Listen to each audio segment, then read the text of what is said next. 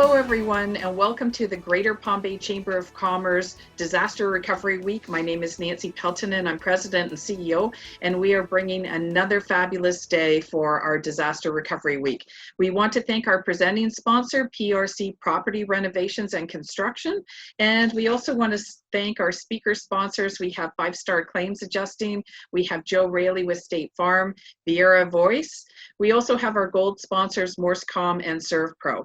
And this is just an entire week of interesting information about disasters. Not all of them are hurricane related. You know, here in the state of Florida, between tornado watches and lightning strikes, there are, you know, the pandemic that has come through. There are all types of disasters, and we are wanting to make sure that you are prepared. The City of Palm Bay is a co-sponsor with us because they think it's important for the business communities to be prepared. So we ask that you go to our website where you can download, we're calling it a swag bag, and you can download information from all the speakers of the week with very important information checklists that you are able to look at your business and make sure it is prepared. I'm very honored today to have Chris Bonanno, who is with Viera Voice. He is a meteorologist and going to share some information about the weather with us because, you know, that's actually one of the affects us every single day, and we never know from one day to the next how it might change in a moment here in Florida. But you know, he's going to talk a little bit about hurricanes and provide some important information. So Chris, I'm going to turn it over to you, and thank you so much for joining us today. Thank you for having me. What a great honor it is, and really what a fun week this is. And you know, we've got we're synonymous here in, ironically enough, the Sunshine State with hurricanes. You're absolutely spot on in your opening remarks about how lightning can be an issue. We obviously, particularly in our wintertime, have a threat from tornadoes, although we obviously do get some from our afternoon pop-up shower and thunderstorm activities. But today I'm going to primarily focus on hurricanes. We are in hurricane season, and certainly we are in the midst of what is already an active season and looks to be an even more active season. We're not even close to the peak yet, and we're already at 6 named storms. So now is as good a time as any if you're not prepared to get to that point. So we'll go over a little bit about our history in Brevard. We'll go a little bit about the threats that hurricane pose and what you can do to prepare as well for hurricane season. You've still got the opportunity to do so. That's the good news. So I guess we'll go ahead and start the presentation, if that's okay. And again, just going to talk a little bit about hurricane season in Brevard. This is one of my favorite topics. I'll tell you what, because you know, we have such an interesting history with respect to hurricane season in Brevard. Before I get going on that, I just want to tell you a little bit about my qualifications, who I am. Again, my name is Chris Bonanno. I graduated with a bachelor's degree in environmental science with meteorology option from Florida Tech. If you approach me on the street, I'll tell you it's a degree in meteorology, but to be proper, there you go. I do currently produce daily and breaking weather updates for the Viera Voice. So I usually go on Facebook Live on our Viera Voice Facebook page a little bit before noon, and I give you an overview of what the day is, whether it's going to be torrential rainfall or a nice sunny day. And then I'll come back on if developments warrant. So, you know, for instance, if there's going to be strong storms around at 4 o'clock, well, I'll come on and tell you about it. So that's generally what I like to do. I've also worked, I was formerly at Florida Today. I produced a weekly weather column. It was called WeatherWise. And I also produced weather-related content, somewhat similar to what I do with the Viera Voice for Space Coast Daily. So I'm really, really passionate about weather. I'd like to think I've got some good knowledge. I'm also, I'm not a native, but I'm really, really close to it. I've been in the area almost 30 years, so I've been through some of the hurricane hits, if you will, or the threats, and I've got some background knowledge of that I'd love to be able to share with you all. So we can go to the next slide there. Let's talk about some of those hits, right? Because we know that we've had, you know, especially longtime residents, even if you haven't been around here that long, last year, right, with Dorian, we've had some encounters with not just hurricanes, but tropical storms as well. We've got, these are just a sampling. These are, in my mind, our 5 greatest hits. It's a debatable list for sure, but we think You know, we think about Hurricane Gene, and you can see that's Hurricane Gene to the right there in 2004. You see a very ominous looking storm making landfall essentially in the same spot where Hurricane Francis did, which is also on that list, about just a few weeks prior, down in the Sewell's Point, Hutchinson Island type area. We were on the northern side of that storm, and anybody who was around in 2004 knows we received quite a bit of damage with respect to wind and rain, and even there was some coastal flooding from storm surge. Anytime you're on the north or east side of the storm, you're going to see greater impacts. We'll get into that a little bit as well. One thing I really, really want to stress here, we get caught up a lot in categories of hurricanes and what have you, and you know, to an extent, rightfully so, but tropical storms can be very, very impactful as well. Case in point, Tropical Storm Faye. Now, you may have heard recently of a Tropical Storm Faye that actually made landfall in the Northeast, and that is true. Hurricanes named cycle every 6 years. Well, 12 years ago, Tropical Storm Faye came our way as a weak tropical storm, but it just wouldn't move. So we got over 20 inches of rain in several different parts of Brevard County, caused tremendous flooding, and it shows you that you don't have to have these big gaudy category type storms to get some real impacts. Another example not on this list is Tropical Storm Gordon in the 90s. Tropical Storm Gordon spawned a tornado which really hit the Barefoot Bay area hard. So again, it really doesn't take that to have a great impact. We've got Hurricane David, 1979, a parallel. I wasn't around for that. I give you that, but Hurricane David paralleling our coastline, not quite making landfall, perhaps real close to the Cape, but certainly kind of a nightmare path when you think about it paralleling the Brevard coast all the way up. Fortunately, it wasn't that strong of a storm, so the impacts weren't super pronounced. But anytime you get a hurricane that parallels the coast, that is the type of stuff that gives emergency management officials pause. Hurricane Irma in 2017, that's a really good example of when I say you can be on the right side of the storm or the north side of the storm and get greater impacts. Hurricane Irma made landfall around the Naples area and actually came up the west center part of the state. And I think I could pretty successfully argue had greater impacts than Hurricane Matthew did, for instance, in 2016, where that came a lot closer, but we were on the west side of the storm, so to speak. And then I mentioned Hurricane Francis.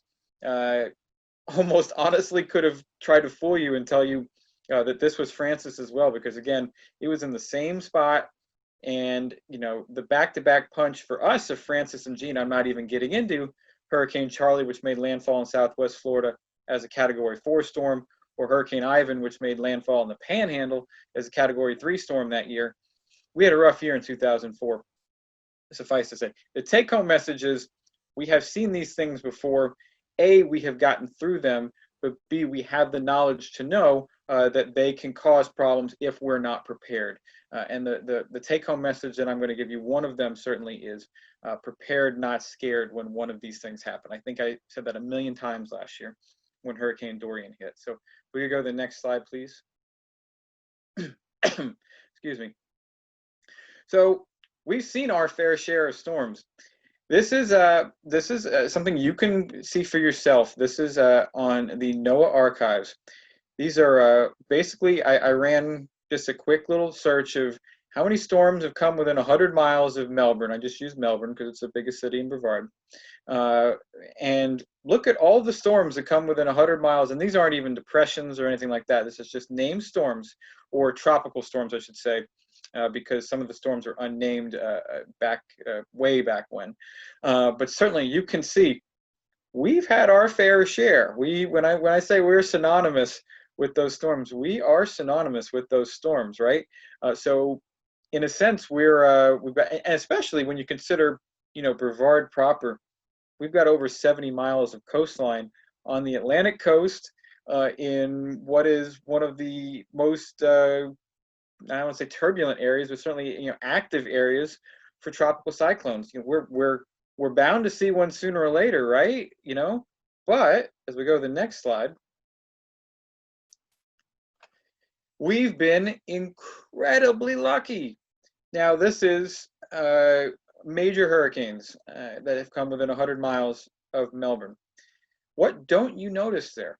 Well, we've never had a major hurricane make landfall in Brevard County.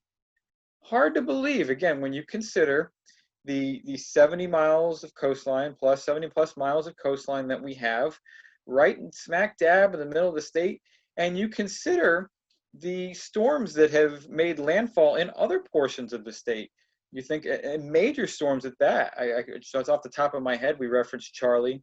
We'll talk a little bit about Hurricane Michael, which made landfall in the Panhandle as a 5. We all know Hurricane Andrew, which made landfall in South Florida as a Category 5. That declared after the fact. But certainly, how lucky have we been? And is this going to keep up forever? Well, we can't assume that it will, and we have to prepare as though that will change for this hurricane season. So that's why, we don't want to sound the alarm. We don't want to panic anybody, especially now, but we also need to be prepared for these eventualities. So if we go to the next slide, just a couple of examples here of how fortunate we've been. Hurricane Matthew. This is the closest radar frame I could get, but Hurricane Matthew, boy, in these storms that I'm gonna reference, at one point or another in all of them, it didn't look so hot for us, to be perfectly honest with you. Matthew, with about 24 hours to go, it was very, very touch and go as to whether it was going to make landfall here. It ended up taking something of a best case scenario, and what you'll have again in my reference to Irma, because we were on the weaker side of the storm, we actually fared better. We didn't have nearly as many power outages.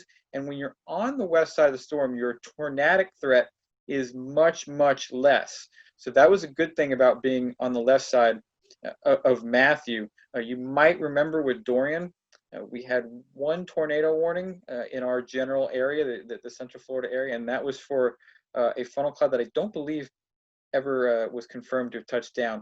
Had we been on the right side, things would have been a lot more active in that regard. But it just goes to show you how lucky we've been, even in the last 4 years, as we go to the next slide. This, I think, is something that we all remember. This is Hurricane Dorian.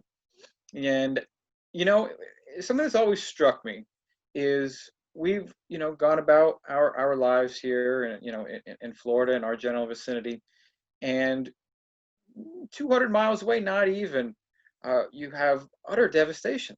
And this was because you had a Category 5 storm, Hurricane Dorian, that just sat over Grand Bahama and also made landfall a couple other Bahama islands. And, as you might anticipate, when you have a hurricane this strong sitting in an area for an elongated period of time, it was just incredible.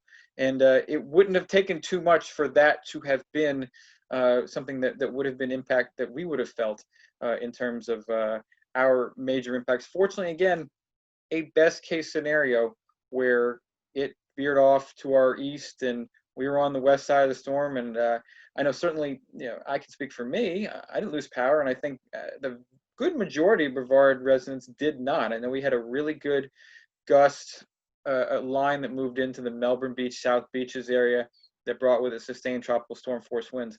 But other than that, you want to talk about dodging a bullet.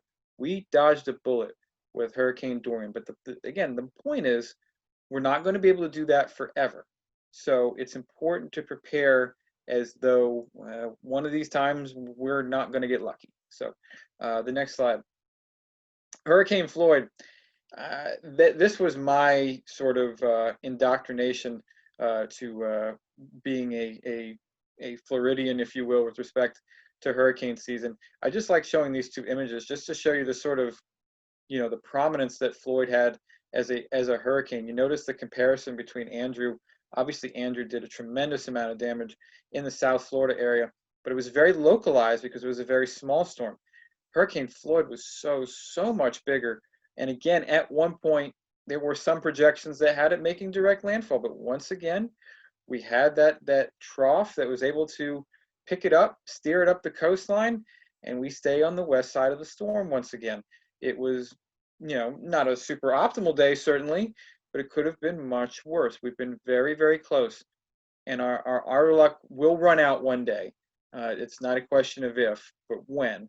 And so again, we need to be prepared for that. Having said that, there are things that are in our favor. The slope of the state, if you've noticed, we sort of lean back there a little bit. So when you look at the climatological aspects, the points north of us and the Georgia coastline, it's very, very few and far between their hurricane hits, but your chances increase pretty dramatically as you head further to the south. We're sort of in the middle of that, but we've got a lot of, when you think again of the county borders of Brevard, we've got a lot of real estate, and certainly we need to be vigilant. And one thing, you don't want to say that these have been good things. We've faced serious threats 3 of the last 4 years when you're talking about Matthew, Irma, and Dorian. But something that I think is good is we've sort of been broken out of our hurricane amnesia, which was something that local officials had really feared. It had been, we spoke about 2004, but after that point, we really didn't have a heck of a lot. We were actually impacted a little bit by Wilma and Katrina, which impacted South Florida in 2005. But beyond that, we really hadn't seen too much in the way of threats here. And you don't want to say it would lull people into a false sense of security, but there was that risk. So I would think and believe it, in just being a member of the community, that hurricane amnesia is gone. And of great events like this, obviously help in that regard to spread the word that, hey, we need to be prepared. So if we go to the next slide, there is good news, really good news. Hurricane forecast accuracy is improving with respect to track. And I'm going to show the example here. This is Tropical Storm Michael, and this ended up becoming Hurricane Michael, which made landfall just to the east of Panama City, just by a couple miles. If it makes landfall a couple miles to the west, it's a lot worse for those people in Panama City. But you see the track here. This was several days beforehand. You even see the nuances of it going a little bit to the west and then making that hook, and it's spot on. We're looking at days in advance. It's spot on with the track. But what do you notice? Well, you notice that it's not a major hurricane making landfall. It was actually anticipated at this point to be a lower end hurricane, just gaining those characteristics as it made landfall. So what happened? If we go to the next slide. There you have it. There is room for improvement in terms of forecasting intensity. You see the discrepancy between the one and what actually happened making landfall as a Category 5 hurricane. Hurricane forecast models have difficulty with rapidly intensifying storms. They have difficulty with respect to land interaction. I'll show you another example as well with respect to Dorian. So that's something that is tricky.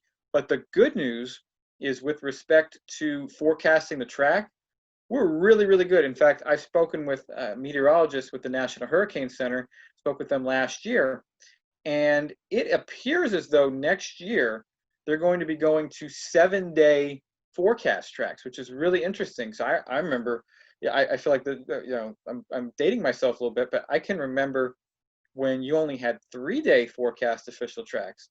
Now we're at 5. Soon we're going to be going to 7 because technology has increased to the point where we're feeling better and better. So we're talking about increased lag time, increased preparedness time, and that's really key. And I think as we go to the next slide, we could see that with Dorian. How much time did we get with Dorian? We had, I would argue, a pretty good week at least to prepare for a potential tropical cyclone. You see the forecast here. This was the forecast for then Tropical Storm Dorian as it crossed the Leeward Islands there, and you can see the path taking it in our general vicinity as a tropical storm. Well, what happened as we go to the next slide, we had a big hurricane, as we know. There we go.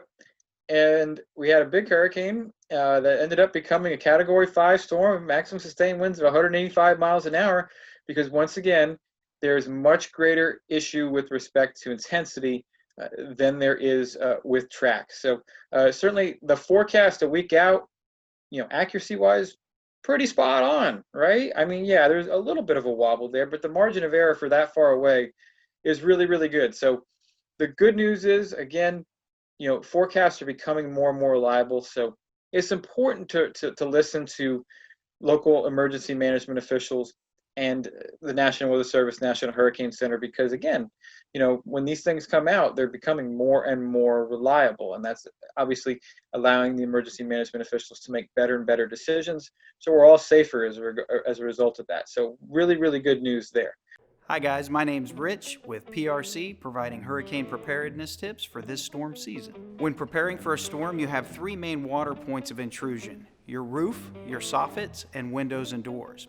In preparing for this, you want to give a thorough inspection of your roof and soffits. If your soffits are blown out or missing, you can have wind lift and unnecessary pressures on your roof. Your roof and the condition and the overall shape on top, where shingles blow off, tiles can blow off, metal panels can be removed, and they can be projectiles towards neighbors' homes as well as your own.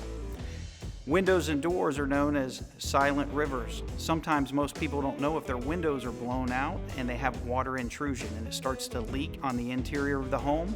Any of these three areas can open up. If you have water intrusion in the hot, humid Florida sun, mold can set in immediately and cause you further damage.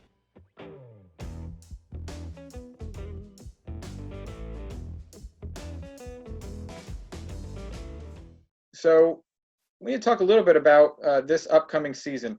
I really wanted to show this graphic. Arthur formed so early that I wasn't able to find a graphic with all the names without them crossed out. Since this graphic was released in May, we've had 5 more names crossed off the list. Arthur, Bertha, which once upon a time, actually there was a version of Bertha that threatened us. I could have included it in the near miss.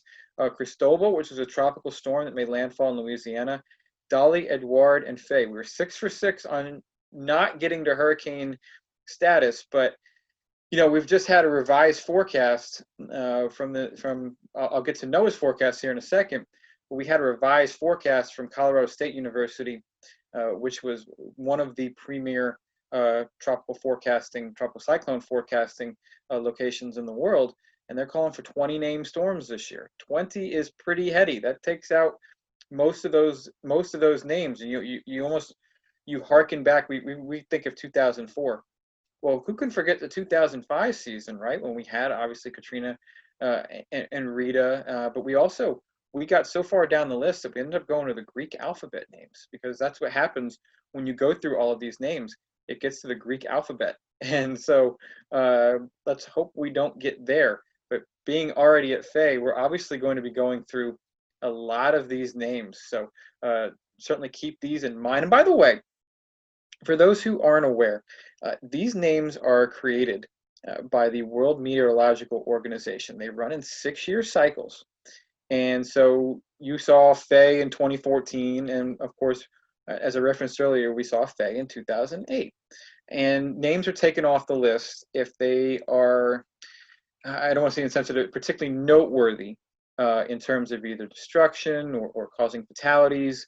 Faye was not taken off the list, which I thought was rather interesting because of how much damage it did around here. But so that's why Faye is still there. So for instance, you'll never see another Andrew, you'll never see another Michael, etc. And these also do alternate male-female. So you see Arthur, then Bertha, then Cristobal, then Dolly, etc., so on and so forth. So it's not anything to do with the National Hurricane Center. It's actually the World Meteorological Organization. They do it for all the different basins in the world: Indian Ocean, Pacific Ocean, all that good stuff. Okay, next slide. There you see we're just talking about the activity that's expected here for our hurricane season. Looking at a 60% chance, according to the National Hurricane Center, of an above normal season. I would say we are more than off to that start. And certainly when they revise their forecast, NOAA, the probability of an above normal season is going to likely go up. But certainly 13 to 19 named storms, 6 to 10 hurricanes, we haven't had one yet, and 3 to 6 major hurricanes. So certainly, as we continue to get towards our peak, and that's one thing I want to stress. Obviously, our air temperature about as warm as it's going to get right now, right? Well, water lags behind in that regard a little bit. So the water is going to get warmer, and the basin conditions are going to get a little bit better. So we're looking at our climatological peak is generally in early to mid-September, but things really get ramped up in August. You begin to get the possibility, our classic, like Dorian, for instance, the tropical waves come off of Africa and we follow it for 2 weeks and all that stuff. It's called the Cape Verde season, actually. So right now we're basically limited in a sense to the Gulf of Mexico and the Bay of Campeche and the Caribbean, because and perhaps obviously we've got Faye, but generally speaking, we're more limited in terms of where we could see hurricane development here at this point. Although the waters in general are warmer this year, and that's sort of what is leading to these above average forecasts. You might have also heard lately about the big hubbub about Saharan dust. Well, that has helped us some in the basin, but that is not an abnormal thing. And that is going to abate in all likelihood as we move into the peak of the season. It really already is in a lot of respects. So let's go to the next slide, please. Just a brief overview of tropical cyclone threats that I just wanted to discuss. So storm surge is, a lot of people get caught up in wind, and storm surge is actually the biggest threat in my mind. And certainly the meteorologists' minds from tropical cyclones, because you can get in a building and a well-contained building and certainly shield yourself from the wind if it's up to standards and you've made precautions and what have you. But if you're on the first floor of a building and there's storm surge, there's not a heck of a lot you can do. So storm surge is a big deal. Obviously, we go back to Katrina. Winds are, they are what they are, certainly, and they're nothing to be taken lightly, especially if you live in perhaps an older home or a mobile home. I certainly wouldn't recommend being in a mobile home for any sort of a tropical cyclone threat, and that's why those are mandatorily evacuated. Rainfall, we discussed Faye already, right? The tropical cyclones in general are getting wetter. It seems as though they're producing more rain as we move forward. Obviously, it depends on forward speed and what have you.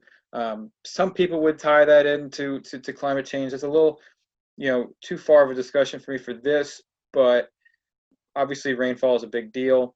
And tornadoes, again, the right side of the storm, you're going to see an enhanced threat for tornadoes. So those are the types of things that you can see here with tropical cyclones. It's more than just the wind, certainly. As we go to the next slide, how to prepare. How do you prepare? Well, my hope is that you've already taken some precautions, but if you haven't, you've got the time to do so, right? And I know, obviously a lot of our minds are on the pandemic and what have you right now, but we're talking batteries, non-perishable food, water, medication, not just for yourself, but perhaps for your loved ones as well. What are you going to need to be okay without power for 2 weeks? That's how you've got to think. If you have, you got to think about not having water because sometimes you have issues with that. Especially if you're in an area where there's a water main break or what have you. So that's where the bottled water comes into play. All sorts of different things. So just put yourself in that mindset. Long-time residents, my hope is that we know by now, that we're not going to have we have to prepare unless you have a generator. You're not going to have a refrigerator, things of that nature.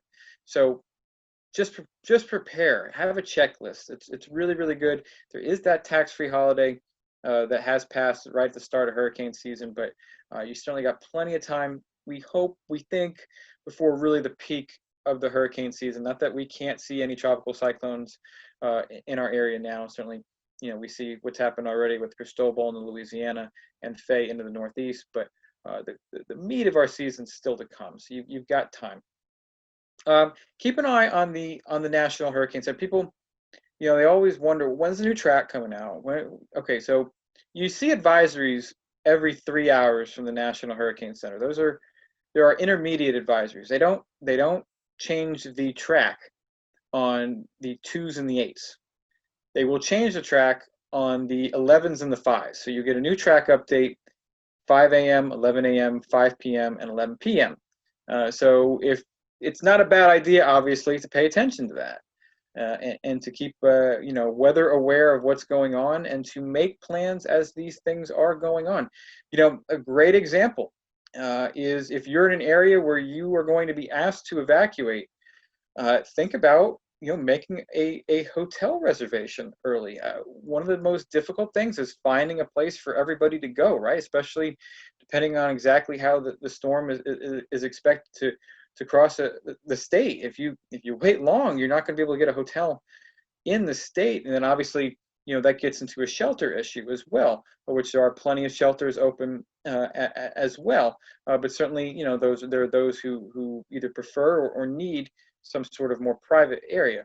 I should say listen to emergency management officials. I apologize for that typo, but nonetheless, certainly important to do so. One thing I noted, not that I didn't think that they did, but in working with them, gosh, emergency management officials know what they're doing. There are some really, really good people that work up at Brevard EOC in Rockledge. They're all in a bunker facility there.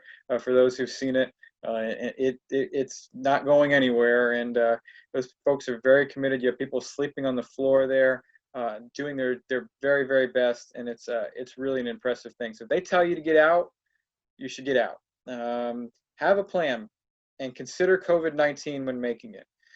That's one thing I've spoken with Don Walker, actually, from Brevard EOC. They're encouraging people to plan with respect to COVID-19. So obviously, we speak about shelters, and they're going to be open, but certainly, you think about a little bit larger gathering this year. This year is not super optimal, right? If you can be by yourself. Now, obviously, those shelters will be taking precautions, but at the same time, think about, what you would do with respect to that.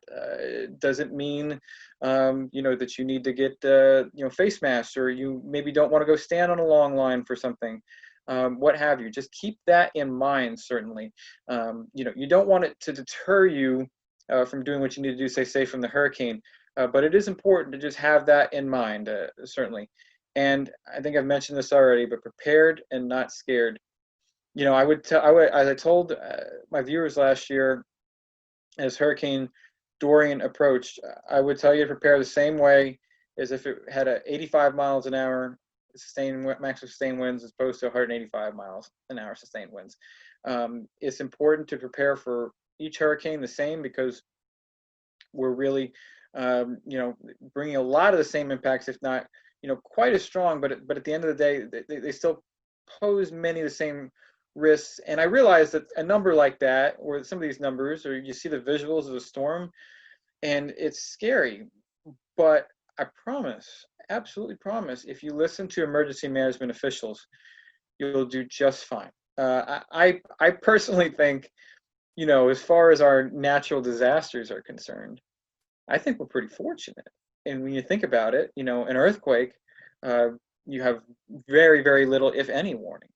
A tornado, you get some warnings, but not nearly in advance, certainly, as what you have with hurricanes. We are afforded the luxury of time now and when a storm threatens us to be able to prepare. So we have that luxury, we have that peace of mind.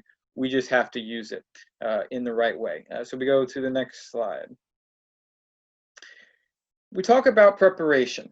Okay, so you can maybe pick up that map there. But we've got storm surge maps there. We've got storm surge maps on NOAA's website. You can also see them on your Brevard emergency management page. But know what your storm surge levels are. And I clicked on a category 5 there just to show you every place that would be inundated relative to their height above ground there.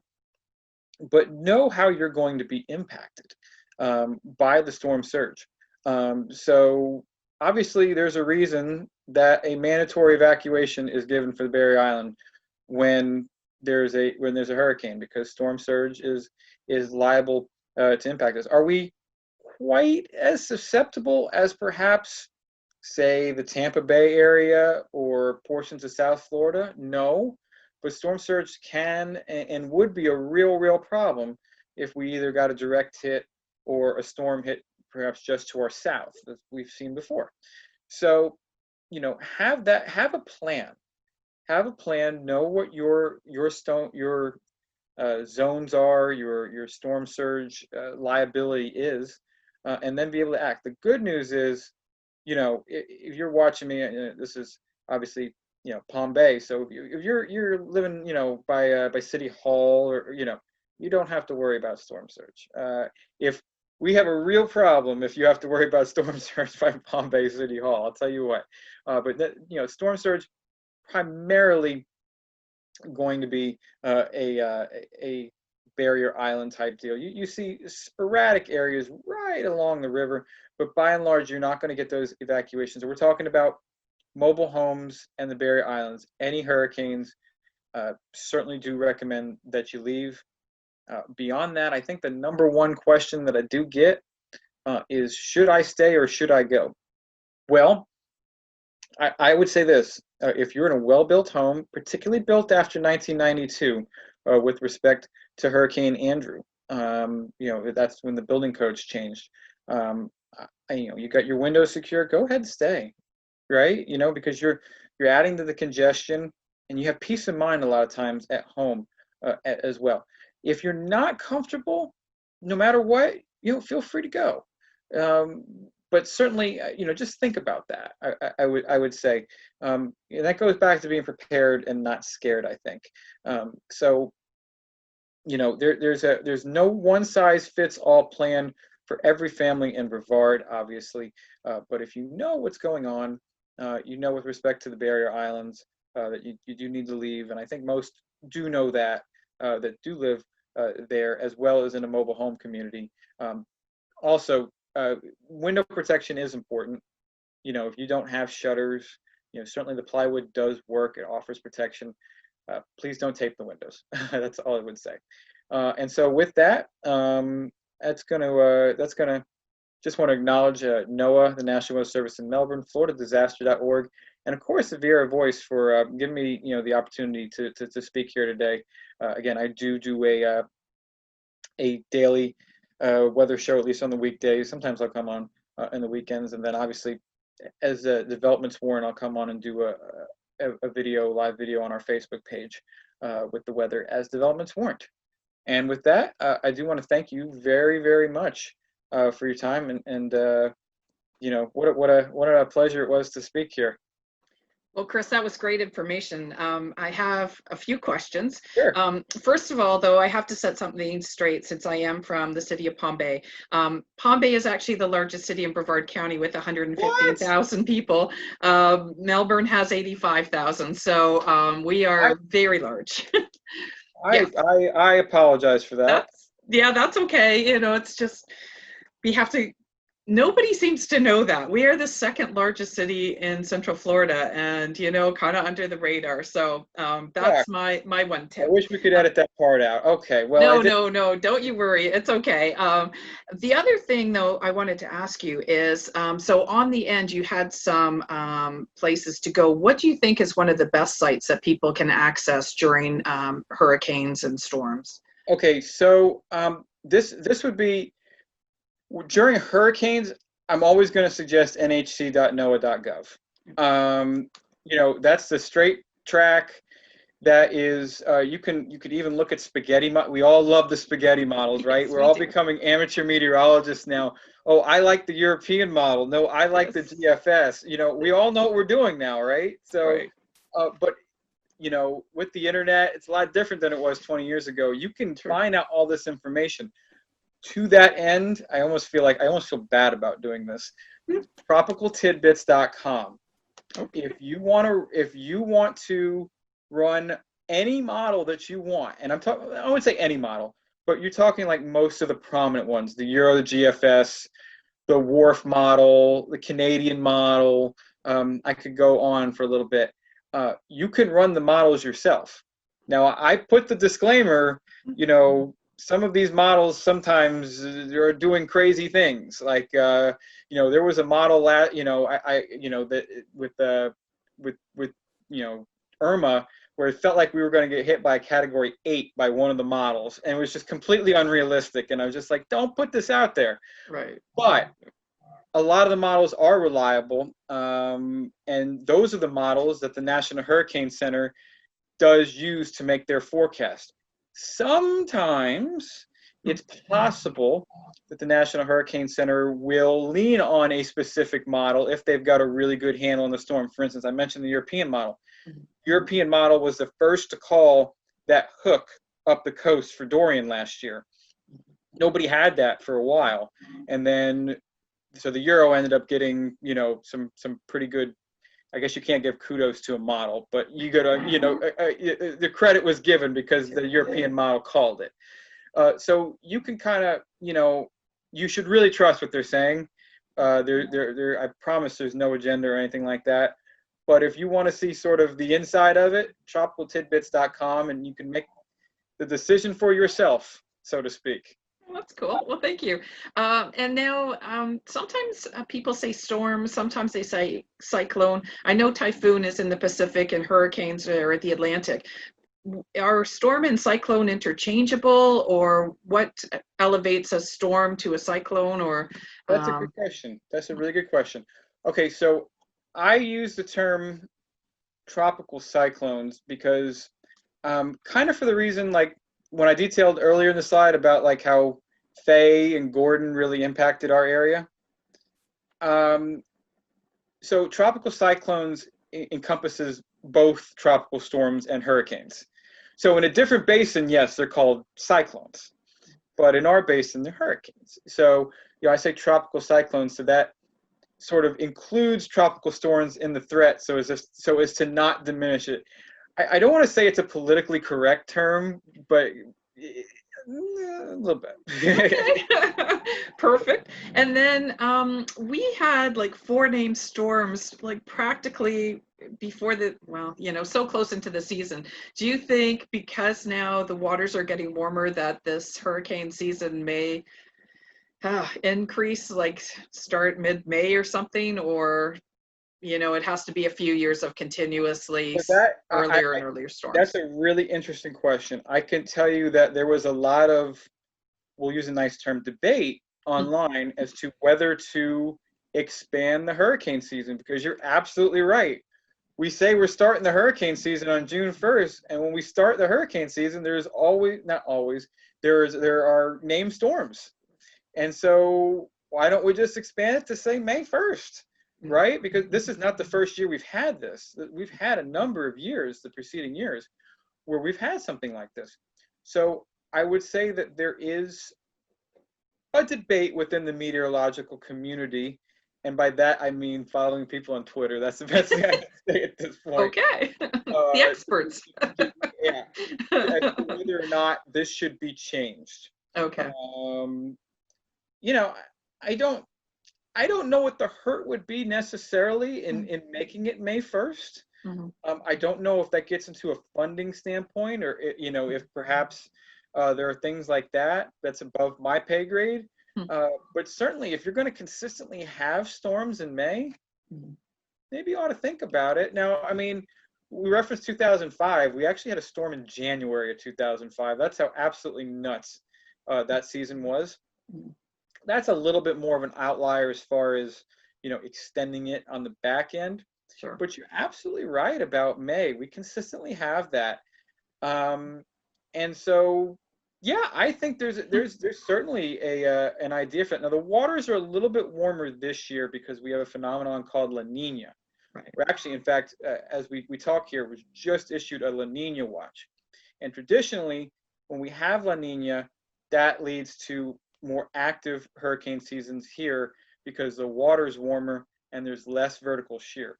When we have El Nino, it's kind of a balance. When we have El Nino, it's the opposite. So we don't get as great a hurricane season, but sometimes our winter weather, because we get more storm, we have a greater chance for severe weather. So when you have like our big tornado outbreaks in the winter, they're generally El Nino years. So it's kind of, you know, I don't know if you could see my hands, but I'm kind of doing like a balancing act there, so to speak. Well, Chris, I could tell you're seriously passionate about the weather. This has been absolutely a fabulous presentation. We are very thrilled that you were able to join us for our Disaster Recovery Week. I want to thank our presenting sponsor, PRC, which is Property Renovations and Construction, and the City of Palm Bay is our co-host for the week of this disaster recovery.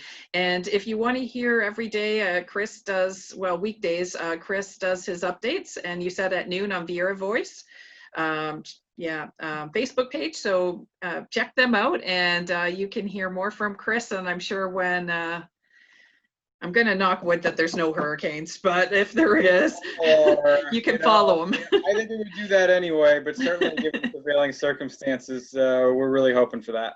Well, thank you so much again, Chris, and thank you to all the people that joined us for our Disaster Recovery Week. And I hope you check out the entire week of fabulous presentations. We are just hoping that businesses heed some of the information, check out their plans so that they're prepared ahead of time and not worrying when you hear a named storm is going to be here tomorrow. So thank you all for joining us, and go to the greaterpalmbaychamber.com for more information about the chamber and to get some of the downloads from the speakers of this week. So once again, thank you, Chris, and we'll be signing off for another presentation from our Disaster Recovery Week. Thank you all.